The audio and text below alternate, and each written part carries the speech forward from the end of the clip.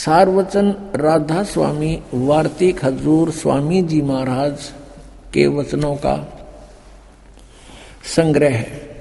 ये वचन सत्संगों तथा अन्य चर्चाओं के दौरान सत्संगियों ने नोट किए थे।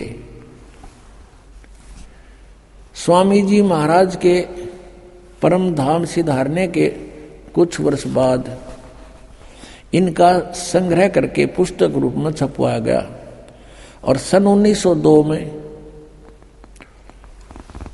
बाबा जयमल सिंह जी महाराज ने सारवचन राधा स्वामी वार्तिक को पहली बार गुरमुखी लिपि में छपवाया। यानी वो दूसरी भाषा में तो पहले छपी हुई थी और 1902 में तो बाबा जयमल सिंह जी ने पंजाबी भाषा में गुरमुखी भाषा में छपवाया और प्रस्तुत पुस्तक उसी प्रथम गुरमुखी संस्करण के अनुसार है और अब इसका हिंदी संस्करण प्रकाशित किया जाता है। 1902 से लेकर 2012 110 वर्ष हो गया जिन्हें ये अड़ंगा गोठत्या ने, और इसके बारे में वो समझ नहीं सके, इसमें ये कहना के चाहे देखिएगा। स्वामी जी महाराज का शुभ नाम सेठ शिवदयाल सिंह जी था। आपने 25 अगस्त 1818 में आगरा शहर में जन्म लिया। आपके पिताजी का नाम सेठ दिलवाली सिंह जी तथा माता जी का नाम महामाया जी था। आपके पूर्वज पंजाब के रहने वाले थे तथा घर में गुरु ग्रंथ साहिब का पाठ किया जाता था। आपके माता पिता हाथरस के प्रसिद्ध संत तुलसी साहेब के भक्त थे। स्वामी जी महाराज ने भी तुलसी साहेब की काफी संगति की थी। यानी शिवदयाल जी को, जिसको राधा स्वामी कहते हैं, उसने भी तुलसीदास हाथरस वाले की काफी संगति की थी, यानी उसके वचन सुने थे। बचपन से ही स्वामी जी महाराज का रुझान अध्यात्म की ओर था। आपने एक कमरे में बैठकर 17 वर्ष सुर शब्द योग का अभ्यास किया। 17 वर्ष तक एक कमरे में बैठकर, ये हठ योग किसी भी संत मत में नहीं है, ये मनमुखी आचरण है इन लोगों का। आगे देखो, ये पृष्ठ 5 पे आपने पढ़ा, 6 पे देखो। और सन 1861 में बसंत पंचमी के दिन खुले तौर पर आम सत्संग और सुरत शब्द योग का उपदेश शुरू किया। आगे देखो, अब यहाँ थोड़ा सा और देखना पड़ेगा। उसके बाद ये बाबा जयमल सिंह का जन्म हुआ 1939 में, ग्राम गुमान, जिला गुरदासपुर में हुआ और सन 1956 में नामदान प्राप्त किया। यहाँ ध्यान से देखियो, जयमल सिंह ने व्यास में डेरा स्थापित किया, उसकी कहानी। 1861 में तो उन्हें सत्संग शुरू किया, किसने? शिवदयाल जी ने। और 1856 में, यानी 5 वर्ष पहले, इसको नाम प्राप्त हो लिया, इसको जयमल सिंह जी को। और फिर 32 वर्ष तक इसने सेना में नौकरी की। सन 1889 में पेंशन प्राप्त करके रिटायर हुए और व्यास नदी के किनारे आकर रहने लगे। अब शिवदयाल जी की मृत्यु हुई सन 1878 में, 60 साल की उम्र में। 1818 प्लस में 60, 1878 में इनकी मृत्यु हुई। और जयमल सिंह जी 1889 में 11 वर्ष बाद अपना मनमुखी व्यास नदी पर चमटा गाड़ दिया। व्यास आकर बाबा जी महाराज ने वहां सत्संग शुरू किया। वहां पर एक और बबूल का पेड़ उग गया। अब हम आगे चलते हैं। अपना आत्माओं, एक विचारणीय विषय है। सन 1878 में शिवदयाल जी की मृत्यु होगी। ये चले गए जहां भी इन्होंने जाना था। और फिर 1889 में 11 वर्ष बाद जयमल सिंह जी वहां व्यास में डेरा स्थापित करते हैं। इससे सिद्ध है कि उनको आदेश नहीं था नाम आदि देने का, नहीं था तुरंत नौकरी त्याग शुरू कर देते कार्य को। जैसे इस दास पर रजा हुई हमारे गुरुदेव की। इस दास ने सन 1988 में दीक्षा प्राप्त की थी पूज्य गुरुदेव जी से, और 1994 में दास को आदेश कर दिया कि तू उपदेश दिया कर। उसी दिन से उपदेश शुरू कर दिया था इस दास ने 1994 से। और 1995 में नौकरी त्याग दी थी जब बहुत ज्यादा वर्क बढ़ गया था, लोड हो गया था, और उसके बाद से आज तक सेवा में है। और ये सन 1861 में तो सत्संकरण जोगा हुआ शिवदयाल जी, और 1856 में यो नाम ले रहा जयमल सिंह जी, 5 साल पहले, यानी कच्चा नाम था फिर जब तक उनका कच्चा गुरु था। वो गुरु पद पर अधिकारी भी नहीं था, शिवदयाल जी का कोई गुरु नहीं था, और उससे गुरु बना रहे, उसको गुरु बनावे। पुण्यात्माओं, जैसे यहाँ पावर आती है अपने बिजली की, तो वो कनेक्शन पीछे थर्मल प्लांट तक होता है, और थर्मल प्लांट है नहीं किसी लकड़ का लठ गाड़ के कोई तार बांध रहा है, और उससे फिर हम आगे कनेक्शन लेते जा रहे हैं, तो क्या लाइट आएगी? 7 जन्म नहीं आ सकती। ऐसी स्थिति ये शिवदयाल जी वाले पंथ, राधा स्वामी पंथ की और इससे संबंधित पंथों की, जय गुरुदेव, और ये दन दन सतगुरु सच्चा सौदा वालों की यही स्थिति समझ लो। जब इनका कहीं इनका कोई गुरु ही नहीं था, और आगे इनको गुरु कब बना जयमल सिंह जी ने? सन 1856 में नाम ले लिया, 1861 में सत्संकरण जोगा हुआ, जब तक तो अधूरा ही था, अभ्यास में लग रहा था। कच्ची सरसम पीड़ के खड़ो है ना तेल, और फिर 1889 में अपन नाम देने लग गया। यो मृत्यु होली 1878 में शिवदयाल जी की। इनके अगर ये जयमल सिंह जी अपने गुरु मानते हैं तो उनको अगर आदेश इनको था कि नाम दे तो उसी दिन शुरू कर देना चाहिए था, इसने चाहे सर्विस भी करता रहता। तो इससे सिद्ध है कि यूं एक बिल्कुल अनजानों का ग्रुप इकट्ठा हो गया, भोले श्रद्धालु इनका जा फंसे, इनको परम धनी मान के काल के जाल में फंसकर आज तक अपना जीवन बर्बाद कर रहे हैं। इस दास का उद्देश्य है कि उनसे पीछा छुटाओ और यहाँ आओ और यथार्थ ये सतनाम पाओ। अब दिखाते हैं ये सतनाम किसने बताए हैं, देखिएगा। ये पुस्तक वही है, सारवचन राधा स्वामी वार्तिक, राधा स्वामी दयाल की दया, राधा स्वामी साहेब खुलासा उपदेश हजूर स्वामी जी साहेब का। अब यहाँ ये वचन है इसके, शिवदयाल जी के अमृत वचन सुनना। सिर्फ काम इतना है, इंसान यानी मनुष्य अपनी सूरत यानी रूह को उसके खजाने और निकास यानी मुकाम सतनाम और राधा स्वामी में पहुंचावे। ये सतनाम को मुकाम माने स्थान, सतनाम या मुकाम कह रहे सतनाम को। आगे चलो, राधा स्वामी को भी स्थान बता रहे हैं। स्थान ये आपने पढ़ा 13 पृष्ठ पे, ये 14 में देखो, वहां पहुंचावे। अब यहां आइएगा। अब तीसरा, ये गीता कैसे वचन है इनके 1 2 3, अब 1 2 पढ़ दिया आपने, तीसरा देखो। जितने आचार्य और महात्मा और अवतार और पैगंबर हुए हैं, हर एक मजहब में हुए हैं, वे सब अपने ध्यान के जोर से अंतर में तरफ मुकाम असली के चले, पर सब के सब दूर स्थान नहीं पहुंचे। कोई बिरले साध और प्रेमी मंजिल तीसरी तक पहुंचे।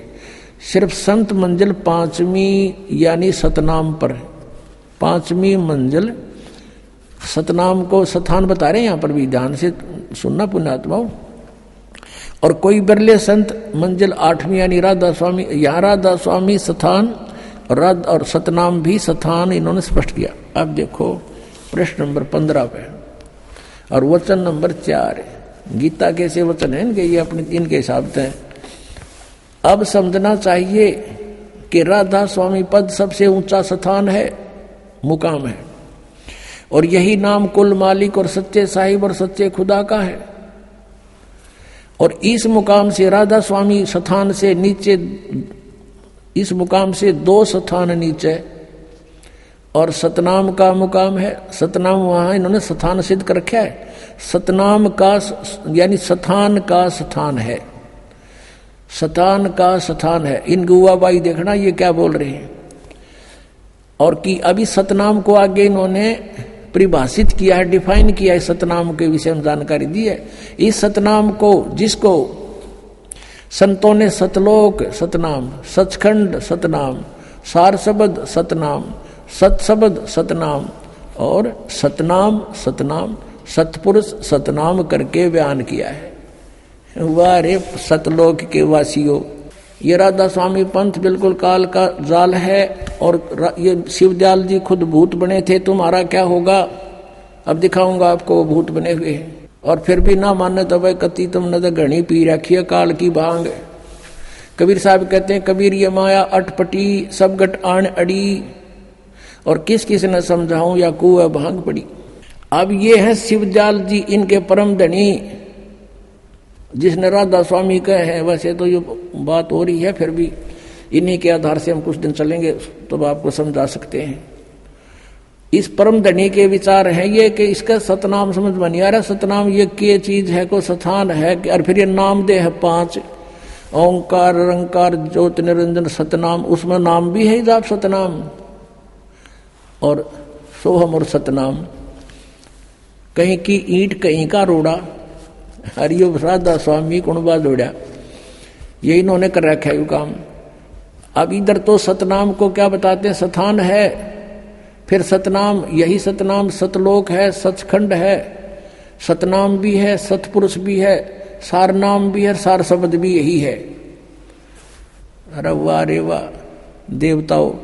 अब जैसे किसी ने सपने में कार देखी नहीं, पेट्रोल देखा नहीं, सड़क शहर देखा नहीं, जंगली व्यक्ति कहीं 200-300 किलोमीटर शहर से दूर किसी से सुन लिया, कभी कोई भूल भटक कर शहरी व्यक्ति वहां चला गया और उसने कुछ मौखिक ज्ञान सुन लिया उनसे, और फिर वो बताता है अपने वहां जाकर के मैं शहर में सैर सपाटा करके आता हूँ, कार में बैठकर चलता हूँ, पेट्रोल से चलती है, सड़क पर चलती है। तो कोई उसे पूछे भी कार और पेट्रोल शहर ड्राइवर कैसे होते हैं, वो फिर डिफाइन करे। वैसे ही डिफाइन करेगा जिसने देखा नहीं कुछ भी, कि पेट्रोल भी कार को ही कहते हैं, ड्राइवर भी कार को ही कहते हैं, सड़क भी कार को ही कहते हैं, और शहर भी कार को ही कहते हैं। तो ये है परिभाषा इनकी सतनाम की, शिवजाल जी की है ये। तो अब आगे दिखाते हैं आपको। श्री जयमल सिंह जी सीधे सस माने जाते हैं, जैसे ये मानते हैं शिवजाल जी से उपदेश मिला और उसने राधा स्वामी व्यास में अपने डेरे की स्थापना कर दी। वही 5 नाम। उनका उत्तराधिकारी हुआ श्री सावण सिंह जी। अब वो शिवजाल वाला ही कुएं का पानी जयमल सिंह में था, जयमल सिंह जी में, तो वही जल वही विचार सावण सिंह जी में आए, और सावण सिंह जी के शिष्य बने श्री बिलोचिस्तानी सामस्ताना श्री खेमामल सिंह, श्री खेमामल जी, जिन्होंने सच्चा सौदा सिरसा में ये डेरे की स्थापना अलग से कर दी, क्योंकि इनको आदेश नहीं दिया सावण सिंह जी ने नाम देने का। उसमें ये 2 अधिकारी बन गए, एक तो कृपाल सिंह और एक ये श्री खेमामल सिंह जी। इन दोनों में आपस में ठनगी, और सावण सिंह जी ने जगत सिंह जी को, एक सरदार जी को उत्तराधिकारी बना दिया, दोनों बाईपास कर दिए। तो इन्होंने एक ने तो यहाँ बना लिया आकर के सच्चा सौदा सिरसा में खेमामल सिंह जी ने, और दूसरे ने कृपाल सिंह जी ने दिल्ली में चिमटा गाड़ दिया अपना मनमुखी। और कृपाल सिंह जी से फिर एक ठाकुर सिंह जी बागी हो गया, क्योंकि उसने राजेंद्र सिंह को दे दी गद्दी, ऊंचा हुआ था ठाकुर सिंह, उसने नारा चिमटा गाड़ दिया, अलग से शुरुआत कर दी। आगरा से ही पंथ निकला है जय गुरुदेव पंथ मथुरा में। वो मथुरा वाला जो जय गुरुदेव, वो भी समझ लो उससे कुएं का पानी शिवजाल जी वाले का है। और वही 5 नाम वो देते हैं काल के 5। तुलसीदास हाथरस वाले कहते हैं 5 नाम काल के जानो, ये 5 काल के जाप है। उनकी घटरामायण में दिखाएंगे आपको। अब आपको दिखाते हैं इनका सतनाम मना समझ मारा। फिर सावण सिंह जी ने सतनाम को कैसे डिफाइन किया ये दिखाते हैं। ये देखिएगा संत मत प्रकाश भाग 3। ये है श्री सावण सिंह जी महाराज,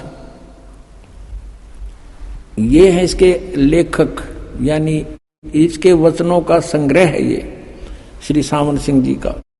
ये है संत मत प्रकाश भाग 3। इसके प्रकाशक है जगदीश चंद्र सेठी, सेक्रेटरी राधा स्वामी सत्संग व्यास, डेरा बाबा जयमल सिंह। मुद्रक हैं गोपसंस पेपर लिमिटेड। संत मत प्रकाश भाग 3 और 102 पृष्ठ पे यहां देखो, सचखंड या सतनाम चौथा लोक है। सचखंड कहो या सतनाम, चौथा लोक है सतनाम, 106 पृष्ठ पे। वही सत्संगी कहता हजूर जहां राम नाम का जस महिमा होता हो, कोई प्रसंग चल रहा है इनका, तो महाराज जी सावन सिंह जी कहते कौन से राम का जिक्र कर रहा है तू? वही सत्संगी क्या राम बहुत सारे हैं? महाराज जी कहते हैं सावन सिंह जी के 4 राम हैं। आपका इशारा कौन से राम की तरफ है? यहां देखो 107 पृष्ठ पे। सत्संगी कहता है हजूर चारों राम को खोल कर बताइए। अब महाराज सावन सिंह जी लागे डिफाइन करन। एक राम दशरथ घर डोला, एक राम घट घट में बोला, एक राम का सकल पसारा, एक राम त्रिभुवन से न्यारा। पहला राम राजा दशरथ के बेटे जो त्रेता युग में हुए और अवतार थे, आए और अपनी ड्यूटी अदा करके चले गए, लेकिन अब हमें न मिल सकते हैं, हमारा काम नहीं कर सकते। दूसरा राम मन है जो घट घट में व्यापक है, और तीसरा राम ब्रह्म है जो सारी त्रिलोकी को पैदा करता है, पालता और नाश करता है। चौथा राम सतनाम है। वाह रे देवताओं, चौथा राम सतनाम है। वहां तो सतनाम सचखंड था, सतनाम सतलोक, सार नाम सतशब्द सतपुरुष, और ये कहते हैं चौथा राम सतनाम, और ये असली राम है। ये गाट दिया चमटा ने। अब आप जी को दिखाते हैं, ये स्वयं स्वीकार करते हैं सोए गुरु पूरा कहावे जो 2 अक्षर का भेद बतावे।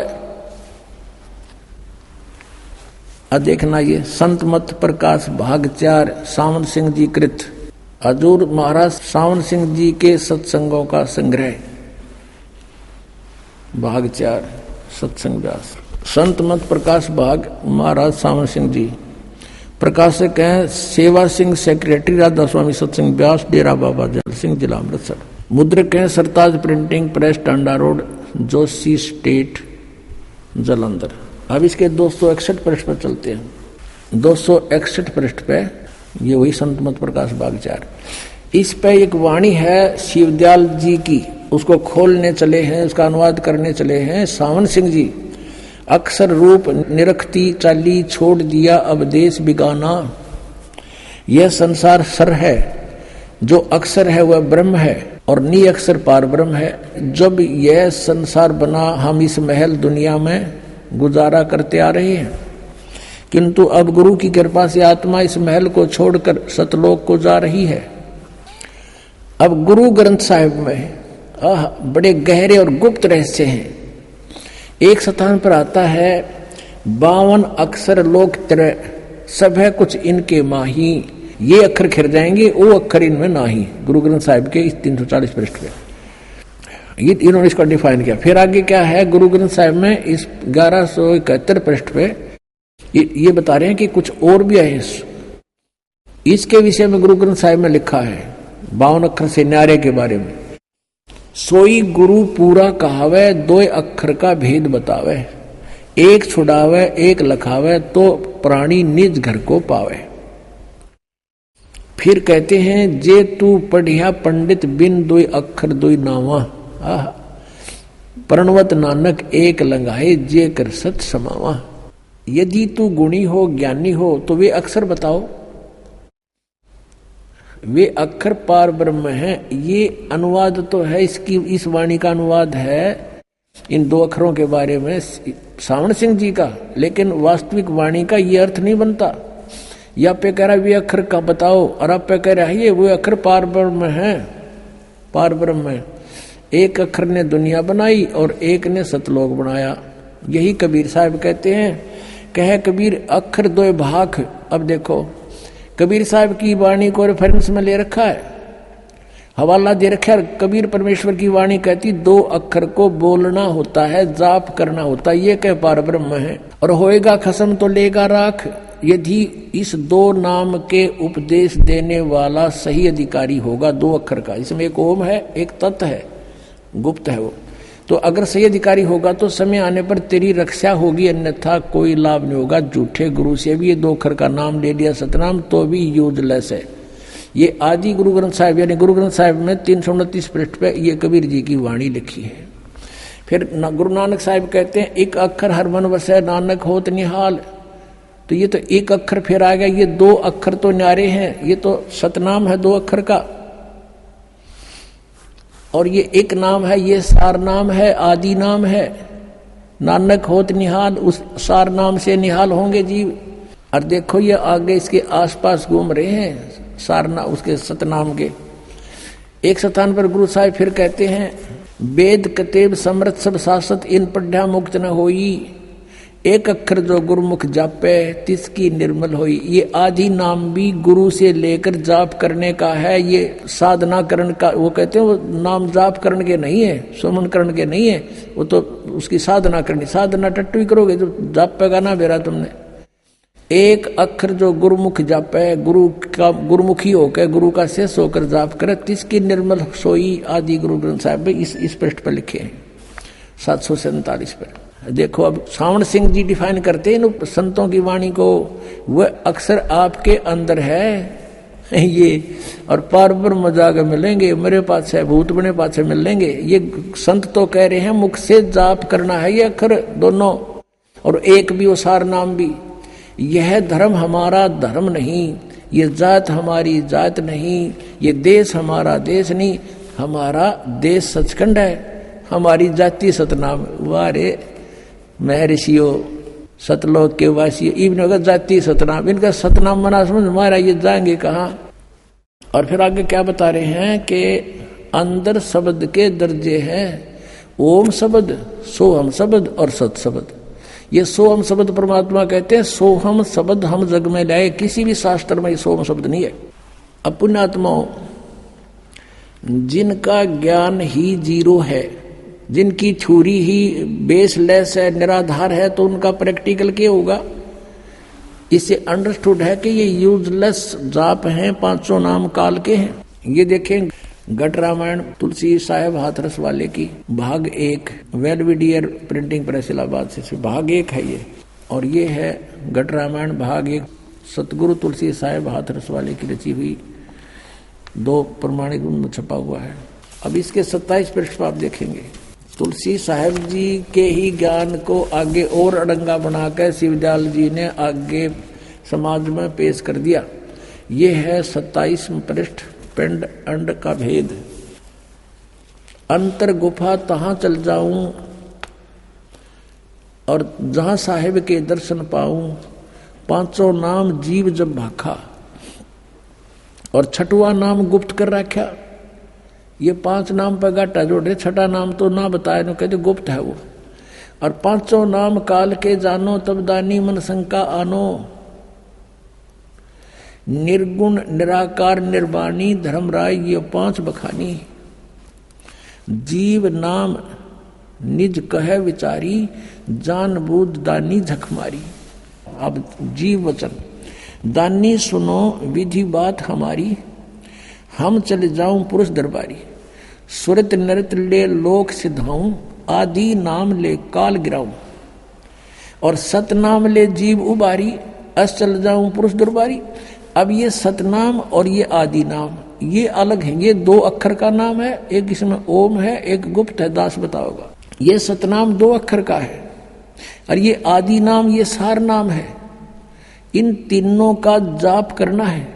इस सतनाम का भी 2 अक्षर का और आदि नाम का भी जाप ही करना है। जैसे आपने गुरु ग्रंथ साहिब में पढ़ा कि एक नाम गुरुमुख जापे नानक होत निहाल, ये भी जाप करने का है। ये कहते हैं ना साधना करने का है, जाप करने का नहीं है।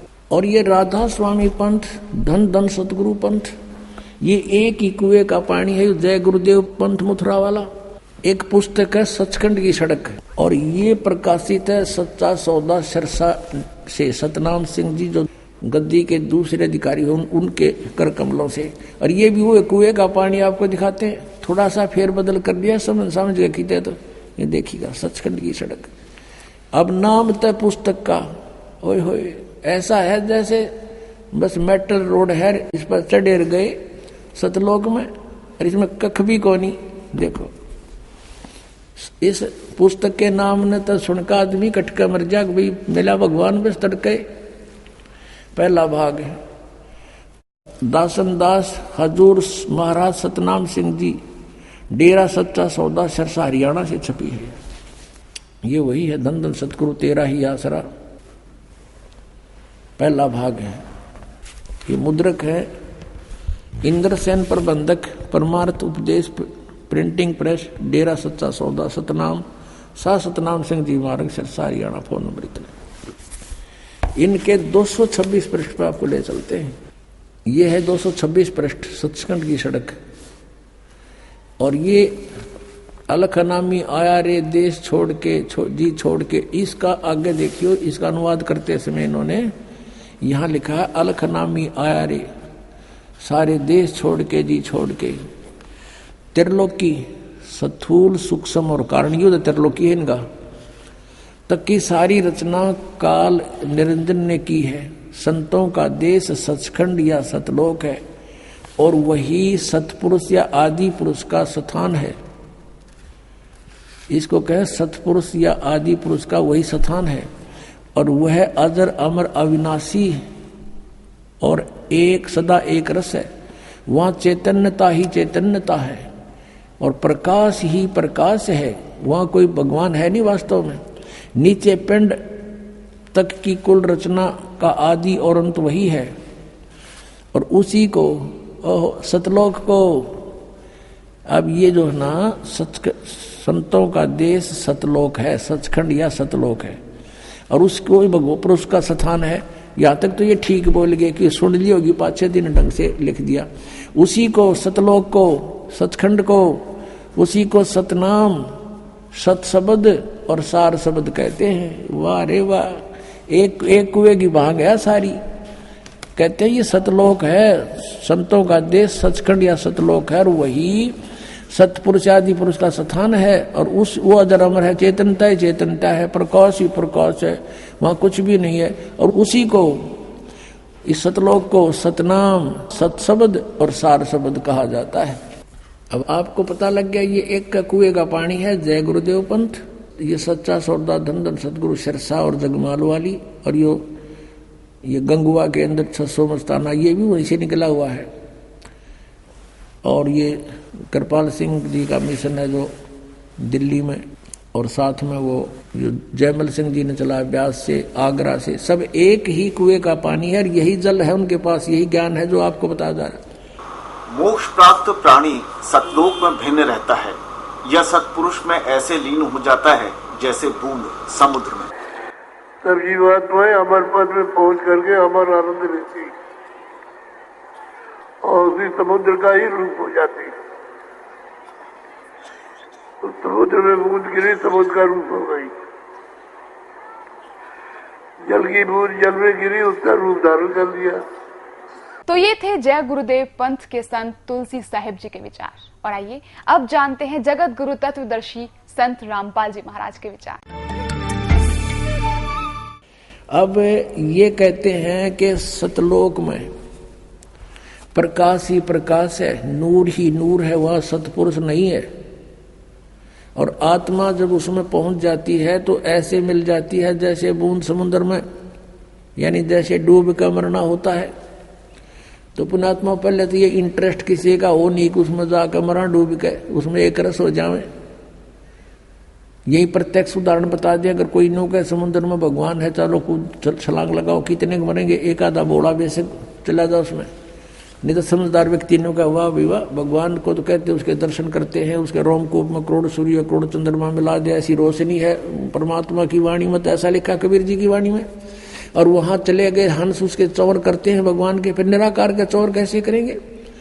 और फिर ये बताते हैं कि एक समय सावण सिंह जी ने कथा सुना रखी है कि एक इंद्रमती नाम की रानी थी और कबीर साहब के समय में हुई। वैसे दिन ने पता ही नहीं कहेगा वो कब हुई थी, कब परमात्मा आए थे।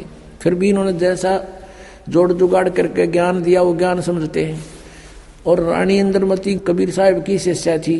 कबीर साहब तो पहले जाकर समुद्र में लीन हो गए उस सतपुरुष में, और पीछे इंद्रमती रानी जब गई तो ये क्या बताते हैं, उसमें डूब कर मरण गई जब वह पीछे से, तो वहां क्या देखा कि कबीर साहब को की पदवी देखी, वहां पर वो तो सतपुरुष है। तो वह इंद्रमती रानी कहती है कि हे भगवान, आप सचमुच, आप तो अकाल मूर्त हो, आप तो सतपुरुष हो, और मुझे पहले पता चल जाता तो मैं आपकी सेवा नहीं करती। अब देखो इनकी अकल।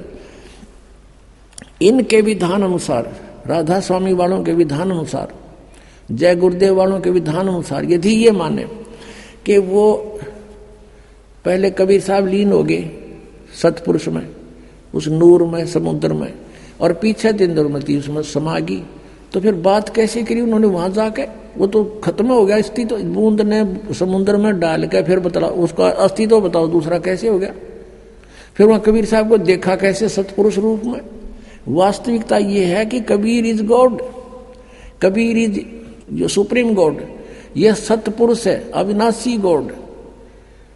और ये वहां परमात्मा अपने करोड़ सूर्य मिला दे, करोड़ चंद्रमा से, रोमकूप की 100 ऐसा रूप है मालिक का।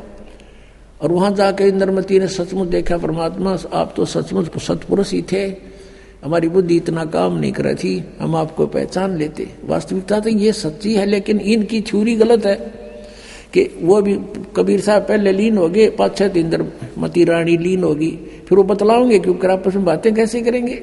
लेकिन इनका अज्ञान और करोड़ों अनुयायी इन नकलियां के पीछे लाग रहे हैं, इनको परम धनी मान के, क्योंकि श्रद्धालुओं की श्रद्धा ये होती है गुरु जी जो बोलने वह सही है। इसका दुरुपयोग किया इन नकलियों ने, इनको बर्बाद कर डाला, भोली आत्माओं का जीवन नष्ट कर दिया। अब देखो सावन सिंह जी के वचन, संत मत भाग प्रकाश 4, इसके ही 264 पृष्ठ पे लिखा है, 264 पृष्ठ, संत मत भाग प्रकाश 4 है। एक सत्संगी ने सावन सिंह जी से पूछा, सावन सिंह जी कौन है? ये है सच्चा सौदा के खेमामल सिंह सामस्ताना बिल्दोचिस्तानी के गुरु जी, ये सावन सिंह जी। इससे प्रश्न किया सत्संगी ने, हजूर संतों की पदवी कहाँ तक है? महाराज जी सावन सिंह जी उत्तर देते, हमारे इतनी बुद्धि और अकल नहीं कि हम संतों की पदवी को समझ सके। फिर भी सुनो, रानी इंदुमती कबीर साहब के समय में हुई थी। पहले कबीर साहब मालिक में जाकर विलीन हुए, देखना, फिर रानी हुई। जब रानी ने सचखंड में जाकर कबीर साहब की पदवी देखी तो कहने लगी, महाराज यदि आप पहले ही बता देते कि मैं ही अकाल पुरुष हूं तो मैं भजन सुमन कर कर के व्यर्थ परेशान ना होती। कबीर साहब ने उत्तर दिया, तुमको उसमें विश्वास नहीं आना था। अब इसमें विवेचन करते हैं पुण्यात्माओं। इन राधा स्वामी पंथ के अज्ञानी संतों की तो सोच है, विचार है कि सतपुरुष वहां नहीं है, निराकार है और केवल नूर ही नूर है, प्रकाश ही प्रकाश है। और उनने अपने सिद्धांत अनुसार सच्चाई को अज्ञान बना करके कैसे पेश करना चाहा है, लेकिन फिर भी छुपी नहीं। कहते हैं चोर चुरावे तुमड़ी और गड्ढे पानी में, वो गड्ढे वो ऊपर आवे न, सच्चाई छनी ना। अब विचार करो इनके विधान अनुसार। ये कहते हैं पहले कबीर साहब जाकर मालिक में विलीन हो गए, बूंद गिर गई समुद्र में, खत्म हो जाती तो। और फिर कहते पीछे तो रानी जाके विलीन होगी उसी में, दोनों हो गए एक रस। फिर वो बातें किस टाइम की? कबीर साहब को देखा कैसे उसने? वहां कुछ अस्तित्व है नहीं तो देखा कैसे?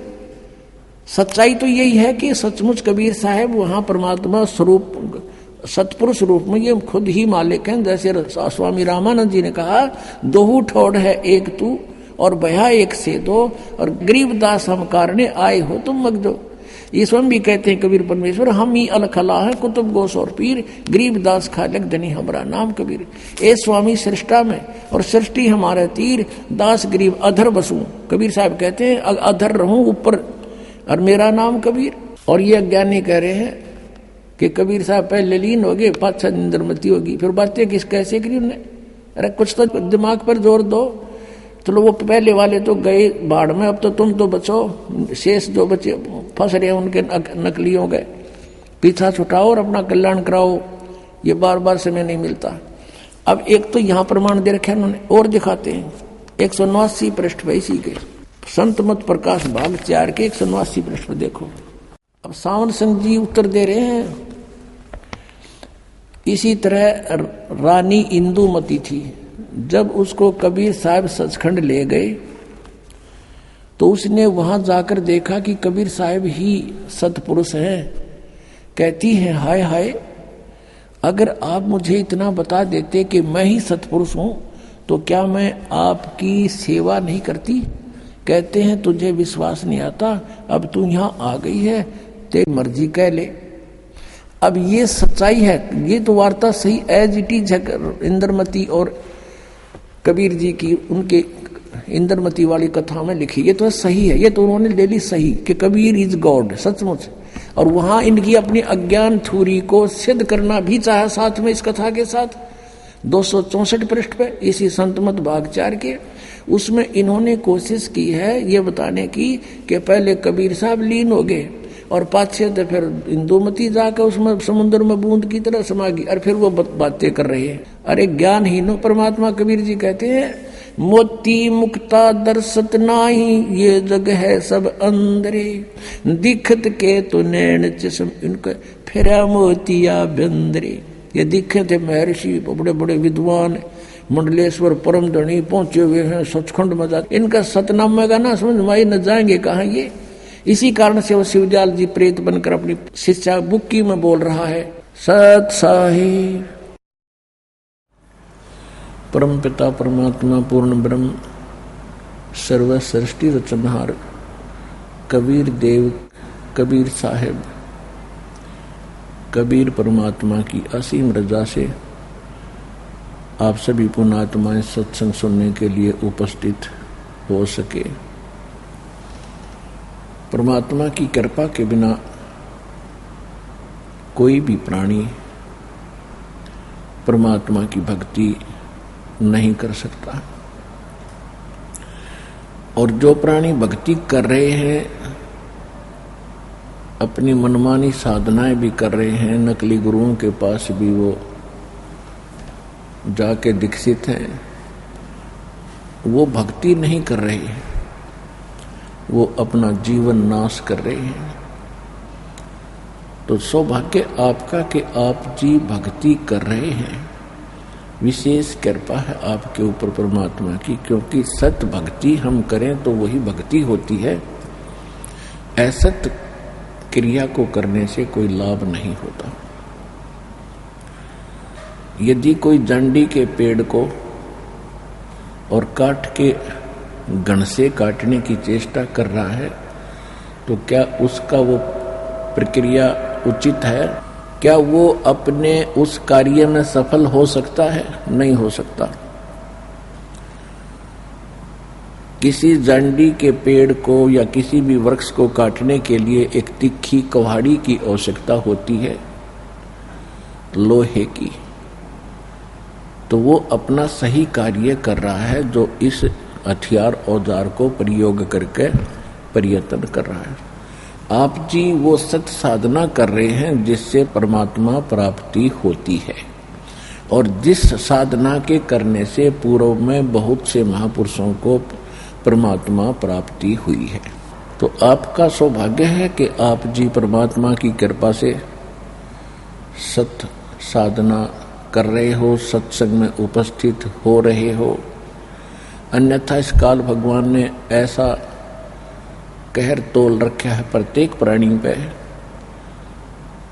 परमात्मा की रजा ना हो तो यही समय आपका ये ना जाने कहाँ पर बर्बाद करा देता, किसी थाने में, किसी कोर्ट में या किसी अन्य स्थान पर और कोई समस्या पैदा कर देता, कोई बीमारी कर देता, हॉस्पिटल में पड़े होते, पैसे भी खर्च होते, चिंता भी न्यारी बनी रहती। उसकी कृपा से आप यहाँ पहुँचे हो, कितना शांत हो, कोई दुख है वो भी आप पर इतना प्रभाव नहीं कर पाएगा, क्योंकि यहाँ परमात्मा की विशेष रजा होती है। जहाँ भक्त संत रहते हैं वहाँ काल का प्रभाव नहीं होता,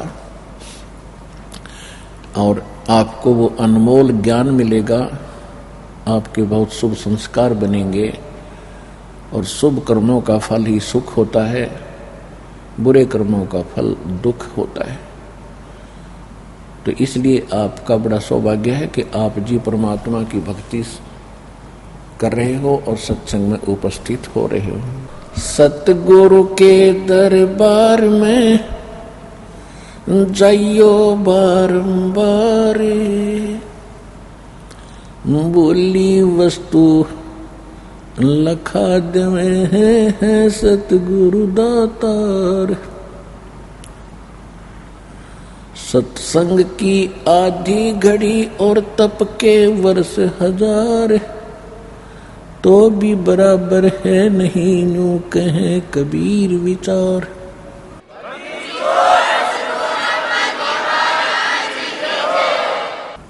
संत मिलन को चालियो तज माया अभिमान, जो जो कदम आगे रखे वो है यज्ञ समान।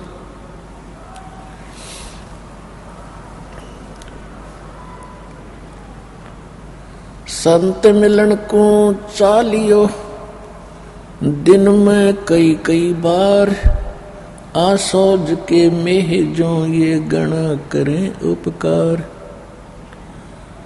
कबीर दर्शन संत का परमात्मा आवे याद, लेखे में वो ही घड़ी बाकी का समय बर्बाद।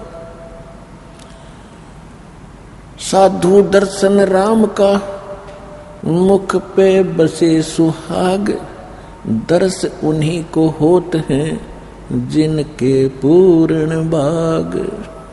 आप जी सभी पूर्ण भागी हैं, भले ही कोई दुख के कारण यहाँ पहुंचा है या कोई परमात्मा प्राप्ति के लिए ही यहाँ आए हैं। आप पूर्ण भागी प्राणी हो और परमात्मा के विशेष कृपा पात्र हो। तो सत्संग में आने से प्राणी को ज्ञान होता है कि मनुष्य शरीर किस लिए प्राप्त होता है, हमारा कर्तव्य क्या है, हम कर क्या रहे थे। हम सभी पहले अपनी जो साधनाएं कर रहे थे वो परंपरागत साधनाएं थी, उनको सही मानकर कर रहे थे। और जिस समय हमें सत्संग प्राप्त हुआ यानी सतगुरु मिले, यथार्थ ज्ञान प्राप्त हुआ, तो सत्संग में आने से हमें पता चला कि हम जो साधनाएं कर रहे थे वो सदग्रंथों के विपरीत थी। मनमानी साधनाएं हम कर रहे थे, सुनी सुनाई देखा देखी लगे हुए थे। एक लोक वेद के आधार से हम अपनी भक्ति क्रियाओं को कर रहे थे। लोक वेद होता है अक्षेत्रीय ज्ञान, यानी सुनी सुनाया ज्ञान जो यथार्थ ना हो उसको लोक वेद कहते हैं। अब 600 वर्ष पहले परमात्मा इस कलयुग में स्वयं प्रकट हुए थे एक सतगुरु के रूप में। कबीर भगवान वो सारी सृष्टि के रचनहार सत्य पुरुष, अमर पुरुष, उन्होंने एक सिंपल मैन की, एक साधारण नागरिक की भी भूमिका की। परमात्मा ही हमें गाइड करते हैं, परमात्मा ही हमें हर प्रकार की यहाँ जीने की प्रक्रिया सही बताते हैं। परमात्मा ने, कबीर परमात्मा जी ने आकर के सबसे पहले हमें ये सिखाया कलयुग में कि यहाँ पर जो माया जोड़ने की, कोठी बंगले बनाने की जो आपके अंदर एक गलत प्रेरणा है यह व्यर्थ है। इस पृथ्वी लोक पर इसकी कति आवश्यकता नहीं है, ये महामूर्खों का कार्य है। और जब तक हमें सत्संग नहीं मिलता तो हम उसी को सबसे उत्तम मान रहे होते हैं। और जो हम यहाँ पद प्राप्त करने की चेष्टा करते हैं, कोई मंत्री, मुख्यमंत्री, प्रधानमंत्री बनने की हम चेष्टा करते हैं, तो ये भी एक अज्ञानता का प्रतीक बताया है। कौन सी अज्ञानता का? जो अध्यात्म ज्ञान के विपरीत है। हमेशा जगत और भक्त का आपस में मतभेद और विरोध इसी बात पर रहा है कि जो सत्संग भक्त होते हैं उनका विधान आध्यात्मिक तरीके से और धर्म नीति होती है, और जगत की जो आधार है वो राजनीति होती है, और जगत का व्यवहार उनका परम कर्तव्य मान बैठे होते हैं, वो उसी का निर्वाह करते हैं। तो सत्संग में आने से पता चलता है कि मनुष्य जीवन परमात्मा ने केवल भक्ति के लिए दिया है, मोक्ष प्राप्ति के लिए। इसके अतिरिक्त हम जो भी क्रियाएं कर रहे हैं, संतानों उत्पत्ति, पेट के लिए एक दूसरे की छीना झपटी, रिश्वतखोरी, मिलावट करके अपने कोठी बंगले बनाने की हम चेष्टा कर रहे हैं। तो ऐसी जिस भी पशु पक्षी की जैसी सामर्थ्य है वो भी ऐसा ही कर रहा है। अब संतान उत्पत्ति सब प्राणी करते हैं, उनकी पालन पोषण की चेष्टा और चिंता सभी को सेम है जैसी आप जी को है। और आपने देखा होगा कि बैया पक्षी होता, बैया पक्षी कितना गजब का घोंसला बनाता है और कैसी उसको बुद्धि दी है, किस प्रकार वो सेटिंग करता है, कैसे अपने अंडों को रखने के लिए उसके अंदर छोटे छोटे घास के तिनके, ना उसके पास सुई है, ना धागा है, ना कोई इंस्ट्रूमेंट है, और कैसे बना लेता है अपने चौथ से। तो ये इस तरह की चतुरता करते हम यदि मनुष्य जीवन को भी ऐसे ही व्यर्थ करेंगे तो ये हमारी बुद्धिमत्ता नहीं है। इसके लिए हमने परमात्मा प्राप्ति करनी है इस मनुष्य जीवन से। और परमेश्वर ने आकर के एक साधारण नागरिक का भी एक रोल किया, भूमिका की, कि सभ्य समाज और सभ्य नागरिक कैसा होना चाहिए। अपने 10 नाखूनों की मजदूरी से अपना निर्वाह करे, किसी की चोरी, लूट, खसोट, जारी ये बकवाद करके यहाँ कोठी बंगले कती नहीं बनावे। ये पाप का मूल कारण है। यहाँ रहने के लिए हमने परमात्मा ने बताया है कि कबीर घर तो 3.5 हाथ भाई घना त 4.25, और कहाँ चढ़ावे मैडिया तो लंबी भीत उसारे। के भोले प्राणी, कहाँ लंबी लंबी द्वारे मना करके तू प्रभु अपनी प्रभुता दिखा रहा है।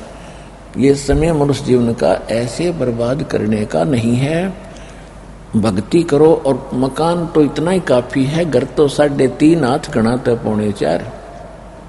प्रत्येक मनुष्य की अपनी अपना शरीर, प्रत्येक मनुष्य का अपना शरीर अपने 3.5 हाथ का होता है। ये जो हाथ यहाँ से लेकर कोहनी तक है, इसको एक हाथ बोला है।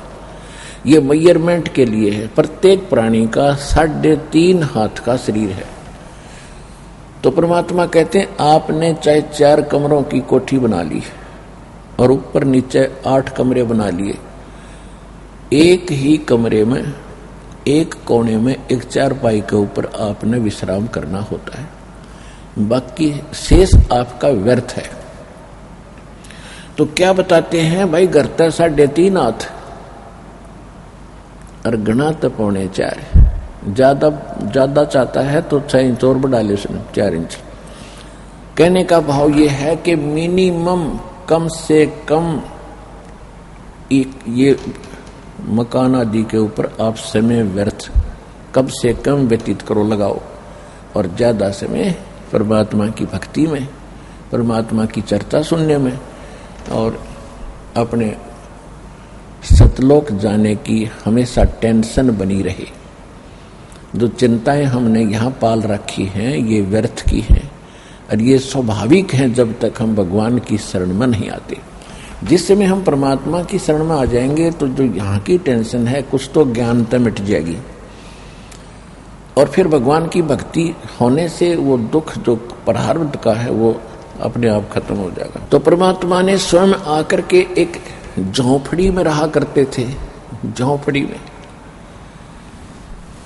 और सारी सृष्टि के रचने वाले एक शब्द से वो एक जबरदस्त महल बना सकते थे। एक वचन से दूसरा सेकंड नहीं लगना था उनको। तो ये महल तो भगवान वहां छोड़कर आए हैं जो सर्व सुख थे कबीर भगवान को सतलोक में। यहां तो हमें एक ऐसी भूमिका करके दिखाई है कि बच्चों, यदि तुमने भक्ति करनी है और तुम्हारी अकल ठिकाने आ गई है कि ये गंदा लोक है, ये काल का लोक है, यहाँ रोजाना हाहाकार मची है, कोई मर रहा है, कोई खप रहा है और एक का भी सांस का भरोसा नहीं, दूसरी सेकंड में के बिजली गिर जाए, प्रधानमंत्री चाहे राष्ट्रपति हो सारी पृथ्वी का। तो क्या जीवन है यहाँ पर? ये क्या प्रभुता है आपकी, या भूल पड़गी। इस भूल को मिटाने के लिए परमात्मा ने स्वयं ही हमारे तरह एक जीवन जीकर दिखाया, ताकि हम कम से कम अपने भगवान का अनुसरण करके अपनी इन बकवादों को कम कर सकें जो हमने समाज से ग्रहण कर रखी है। यदि भक्त और जगत की जैसे ही क्रियाएं करता रहेगा, वही कर्म करता रहेगा, तो भगत नहीं है। एक विद्यार्थी है और एक बच्चा विद्यार्थी है, एक बच्चा पढ़ नहीं रहा, स्कूल नहीं जाता, वैसे ही बकवाद करता फिरता है। कभी गधों पर बैठकर घूम रहा है, कभी वृक्षों पर चढ़कर छलांग लगा रहा है, कभी कहीं भाग रहा है, कभी कहीं धक्के खा रहा है, या कोई शराब पी रहा है, कोई ताश खेल रहा है। तो यदि विद्यार्थी वो कर्म करेगा तो पढ़ेगा कैसे? विद्यार्थी का वो काम नहीं है, वो तो उसका काम है जिसने अपने कर्म फोड़ने हो। इसी प्रकार आप एक दीक्षित भगत होगे, आप विद्यार्थी होगे भगवान के पाने की उस यूनिवर्सिटी के, उस स्कूल के। आप जी ने वो क्रिया करनी पड़ेगी जो भगत की यानी विद्यार्थी की होती है, और अन्य समाज चाहे कुछ भी कर रहा है उस पे आपका ध्यान नहीं जाना चाहिए। कोई कोठी बनाता है, बनाने दे, कोई डीजे बजाता है, बजाने दे, फोड़न दे करण उसने अपने। कोई शराब पीता है, चौधरी पाक क्या अंड है। आपके भगवान के ज्ञान के आधार से आपको आपके और उसके भविष्य की तुलना करनी चाहिए। क्या बताते हैं? 3 लोक का राज जीव को जय कोई दे, लाख बधाई क्या करे जय नहीं नाम तेने। यदि 3 लोक का भी कोई राजा बन जा, यदि वो भक्ति नहीं कर रहा है तो धिक्कार है उसके जीवन को। राम रटत निर्धन भला भाई टूटी घर की छान, वो सुंदर महल किस काम के जा भक्ति नहीं भगवान। परमात्मा कहते हैं कि भगवान की भक्ति करने वाला वो भक्त परमात्मा को बहुत प्रिय है और बहुत ही धनवान है वो भक्ति मार्ग में, जिसकी झोंपड़ी की चाहे ऊपर की छत भी टूटी हो लेकिन भक्ति कर रहा हो। और जो भक्ति नहीं कर रहे वो चाहे आलीशान महलों में रह रहे हो, उनका भविष्य कुछ भी नहीं है। आज कोठियों में रहते हैं, जनता में उनकी खूब शान है, शौकत है, और कल भाई की मृत्यु होगी, वो कुत्ता बनकर उसी कोठी के बाहर बैठा होगा, गली के अंदर चाट ले उस कोठी ने। अब के काम आई वो सारी उम्र असंख्य न जाने कितने वर्षों, हजारों वर्षों, लाखों वर्षों तक धक्के खावेगा। एक 10-20 वर्ष के लिए कोठी बना के इसमें चौधरी पा किया, और उसमें रहता कितने समय है वो व्यक्ति। पुण्यात्माओं, आप जी ने परमात्मा के द्वारा दिए गए ज्ञान पर अमल करना पड़ेगा। ये बातें कहन सुनन की नहीं, ये कर पाड़न की है। ये मैंने कह दिया, आपने सुन ली, भाई बहुत बढ़िया सत्संग कराया गुरु जी ने, नहीं, ये आपने अमल लानी पड़ेगी, अमल में लानी पड़ेगी, तब आपका कल्याण संभव है। अब परमात्मा स्वयं भी एक कुटिया में रहते थे, अपने हाथ से कपड़ा बुनकर। पुण्यात्मा विचार करो, एक थान बनाने में एक पतले से धागे को ऐसे डालना, फिर ऐसे डालना, फिर ऐसे डालना, एक दिन में कितना बना पा सकता है? ज्यादा से ज्यादा 1.5 फुट 2 फुट। और परमात्मा ये काम करते थे, और उसी से जो मेहनताना मिलता था उससे निर्वाह करते थे, और फिर भी अगर बच जाता था तो उसका दान करते थे, पुण्य में लगाते थे। तो हमें वो इसलिए शिक्षा दे रहे हैं कि आप परमात्मा की सारी क्रियाएं को अपनाओ जो भगवान पाने में सहयोगी हैं। दान भी करो, चाहे वैश्य कितने निर्धन हो, उसी से निकाल कर कुछ दान जरूर करो। जैसे आप जब इस ज्ञान से पूर्ण रूप से परिचित हो जाओगे इस मार्ग से, तो फिर आप आनाकानी नहीं कर सकते दान करण में। कैसे? जैसे एक किसान जब फसल बीजनी होती है, जैसे गेहूं का समय आ गया और उसके पास इतना गेहूं है कि परिवार का गुजारा ही मुश्किल से होगा खाने का, तो वो क्या करता है, वो ये नहीं देखता कि अब क्या करूंगा, कैसे बीजूंगा, बच्चे क्या खाएंगे। इसको अगर बीज दिया तो उसको इतना पता है अगर नहीं बीजूंगा तो फिर कति भूखा मर जाऊंगा, आगे भी कुछ नहीं होगा। तो वो चाहे उसने उधार लेकर किसी से बीजना पड़े, वो बीज जरूर बीजेगा। और उसके बीजने के बाद भी फिर बहुत सा काम है, वो सारे खर्च भी करेगा और फिर उसके बाद देखो वो मालो माल हो जाएगा।